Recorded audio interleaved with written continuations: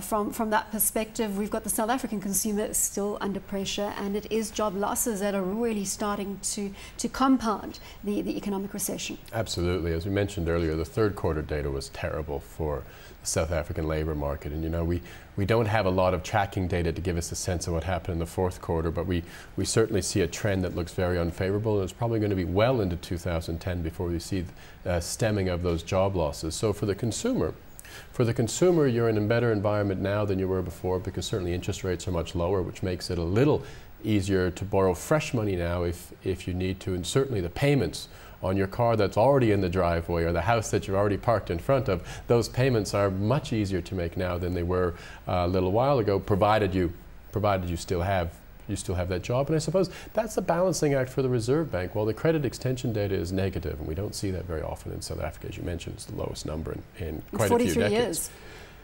For the Reserve Bank, the issue is looking ahead. Right, and it's looking ahead. Are banks starting to relax their lending criteria? Well, certainly I believe so, and I think you get the same signal when you speak with people in the property market as well.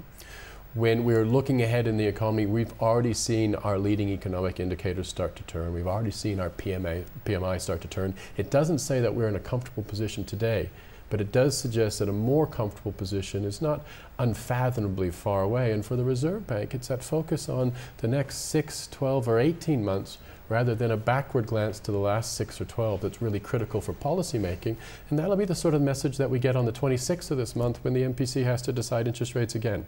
You're expecting them to remain neutral, on hold? I think interest rates will remain on hold, and I think that the signal that the Reserve Bank is likely to give is, unless there's some significant surprise, i.e. the deterioration in the economy restarts and is even larger than anticipated, that interest rates are likely to be on hold for some time. The trade deficit narrowed in November. Can we read anything into that, or is it just one of these that comes in swings and balances? I think that that's just it. Remember when the October data came out and it showed a deficit of nearly 7 billion rand, there was quite a lot of soul searching. My goodness, are we back to the bad old days where we have struggles to finance this thing? Now we had a much better number come November. I think the thing to focus on here is that the trade deficit year to date for the first 11 months of 2009 is about a third of where it was a year ago. So there's been a lot of adjustment on that side. The rand is a lot stronger than it was before. Foreigners bought record amounts of South African securities last year. That's the focus that we have on that series. The improvement looks to be, at least for the coming months, sustaining. The rand is likely to remain firmer rather than weaker. And those are the kinds of things that we're looking for on the trade side. Coming back to South Africa, and as you say, the South African Reserve Bank will be looking for any signal that could show a deterioration in the economy before it makes a move on the interest rate front. But are you quite sure that we're reaching some kind of stable environment? Certainly I think so. The Reserve Bank is also going to have another trick. They will decide interest rates on the 26th of this month. On the 27th, we get December CPI. And as you well know, for the last handful of months, what's been very pleasant is not only that CPI has continued to come down from that horrific inflation peak that we had back in 2008, but not only has it come down considerably, but in fact it was within the target. And is it likely to stay within the target is obviously the big question. I think it's going to have a big bounce up in December, and unfortunately the culprit is petrol prices. Even as people went away for the holidays and didn't notice that the petrol price had risen in any meaningful way at the pumps. Of course, we're not comparing November versus December. For inflation, we're comparing where the petrol price is in December of this year versus December last year, and unfortunately it's a little bit higher. In November it was much lower. That change in the petrol price dynamic adds almost 1 percentage point to inflation in and of itself. So from that 5.8, 5.9%, just below, but importantly below the inflation target that we've had in the last few months, inflation is going to be well up above 6% again, and that closes some of the window that the Reserve Bank might have. With your relatively bullish view on the economic environment globally, how do you translate that into a view on commodities? Are you one of those who subscribes to the commodity supercycle? Do you think that we're going to see commodity prices rallying from these levels? I mean, the super cycle is really a question not for the next 1 month or 1 year or even 5 years. The super cycle is a much longer thing. So certainly I believe there's still a general consensus that the super cycle exists. But we're taking a look across a whole host of commodities is that the production cost of those commodities continues to rise. At the same time, demand continues to rise, and that suggests both the demand and supply curves will push out. It means that prices are likely to rise significantly from where we are. Now, what does that tell us about sort of the price of tea in China, as it were? What does that tell us about commodities from a very strong run in the latter part of last year to where we are right now? Well, certainly we think we are likely to see sort of quite firm bases from here. So if there's any commodity weakness, it's likely to be pretty modest and nothing like a return to the weakness that we saw back in the early parts of 2009. Can we see some further strength? We would expect to see. You know, dollar view notwithstanding, we would expect to see some further strength in gold. We would expect to see some further strength in platinum. We'd expect to see some further strength in oil.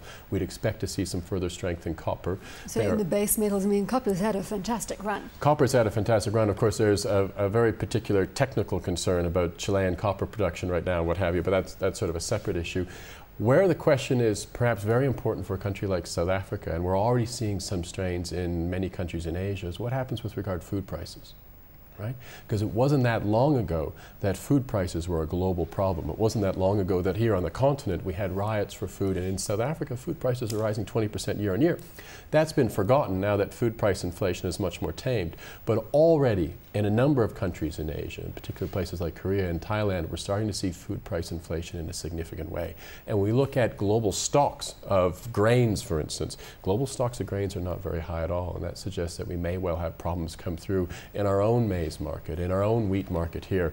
And of course that puts another unfortunate dynamic maybe into South African inflation and another tricky environment for the Reserve Bank. You're saying you are expecting commodity prices to rise from these levels, and you do add in there dollar notwithstanding. Looking at the US dollar and coming back to that jobs data, if it is a positive print on a Friday, we can certainly expect then the US dollar to strengthen in anticipation of interest rates being hiked sooner than expected by the Fed, and that could see pressure on specifically gold. Certainly we think there's a whole host of reasons to believe that one of the key themes of 2010, and I don't think it's the general consensus, but one of the key themes of 2010 is going to be one of US dollar strength. Now, whether that dollar strength starts Friday afternoon after the release of non-farm payrolls, or whether that's something that we see over the next 2 or 3 months, the dollar price action, the global dollar price action that we've seen in the last month is something that doesn't surprise us in its size, though maybe a little bit in its timing, and we would expect more of that going forward.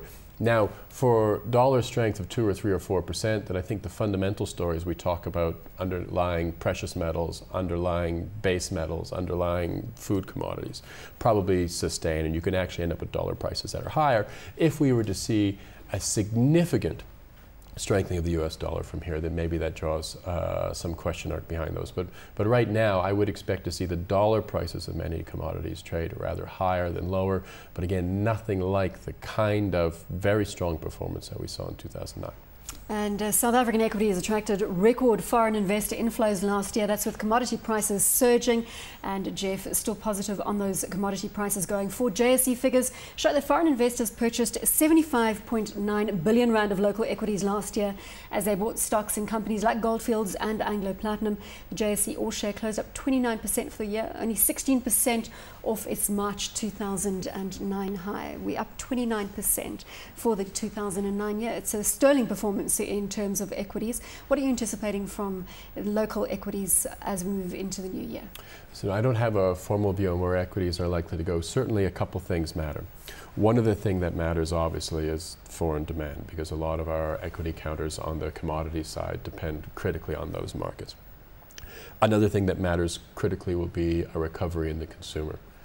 Right? Because that matters for our retailers, that matters for our banks. It's the engine of the economy at the end of the day. At the end of the day, consumption is 2/3 of South African GDP. So those things are very, very critical.